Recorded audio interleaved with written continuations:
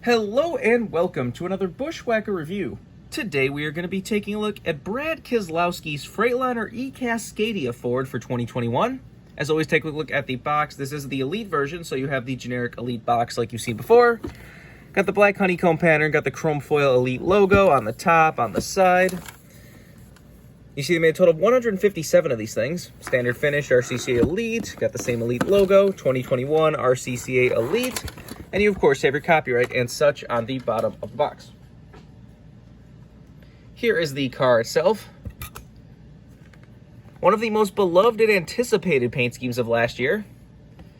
Brad Keselowski races at the New Hampshire race. This paint scheme was so popular, it came back earlier this year at the Clash with Austin Cindric, and then for some reason has become the primary Freightliner car when it has nothing to do with eCascadia. Both Harrison Burton has raced it like that, and Cindric raced like that at Dover. I don't like that. I love this paint scheme, but like it makes no sense to make this the primary Freightliner car when it has nothing to do with the eCascadia truck. Like, that is like Joey Logano running the blue Pennzoil Platinum car as the regular Shell Pennzoil car that has nothing to do with Pennzoil Platinum. Like, it just doesn't make sense, no matter how nice the car looks. But, I don't know. Anyways, let's do a quick 360 of this car. So this car was definitely very anticipated by everyone. This is going to be the final Brad Keselowski Penske diecast that gets released too. But the car that is basically dubbed the Tron car by everyone because it has all the, neon Tron lines. But just a beautiful, beautiful car. This is definitely one of the most anticipated paint schemes of last year. Like, this was in the top 5 for a lot of people for their top 5 paint schemes of the year lists. And for good reason, too. Like, this thing looks beautiful. Worth pointing out that the car is actually a dark blue. A lot of people thought it was black last year, but the base color of the car was a dark blue the entire time.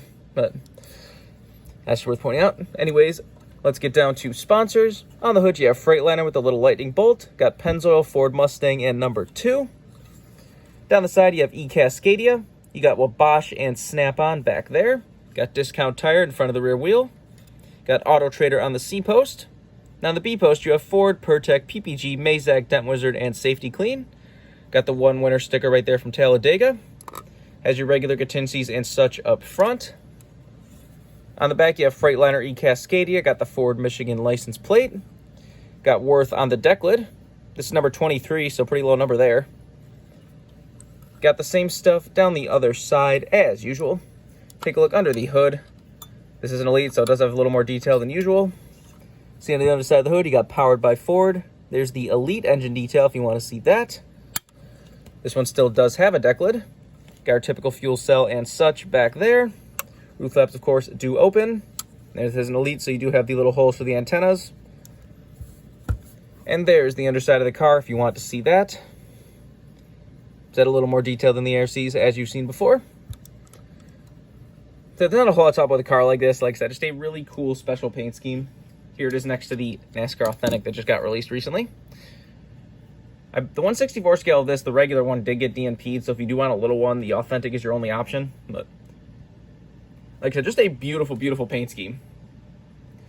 This is definitely in my top 5 of the year too. Like I said, this car just came out of nowhere. Like, Freightliner has like always just been so boring with their paint schemes. Like, I didn't mind Brad's primary this year. Like, I did actually get that, but like every Freightliner car has most of the time either been a plain white or a plain black car with like a little bit of gray. So to come out with something this crazy looking and this like beautiful looking just came out of nowhere. Like, when they initially kind of teased that they were running like a car that had some like neon lines or something, like nobody thought Freightliner. So when they came out and it was Freightliner, everyone was like, whoa. It's basically to promote their eCascadia semi, which is a all-electric semi. When Austin Cindric ran it in the Clash earlier this year, they actually did bring the car to the track in one of those semis. Pulling the hauler to prove they could do it. So that's definitely cool. Like I said, it's basically, that's where Freightliner's gone. We don't have a regular Freightliner car anymore. We just have this. Like I said, I love seeing this paint scheme more, but again, that really doesn't make much sense when you really think about it. But so this is basically the end of all Penske diecast for Keselowski. So as far as I'm aware, there's not any more unless there's, some random promo out there that just randomly appears at some point. But as far as his Roush cars go, there's only about 2 that I'm probably going to get right now. Like, I'm going to get his Violet Defense car because that looks cool. And if they offer his King's Hawaiian car, he's running at Kansas this past weekend, That is a really cool paint scheme. Like, I really hope they offer the King's Hawaiian pretzel bun car. That's a sponsorship that came out of nowhere.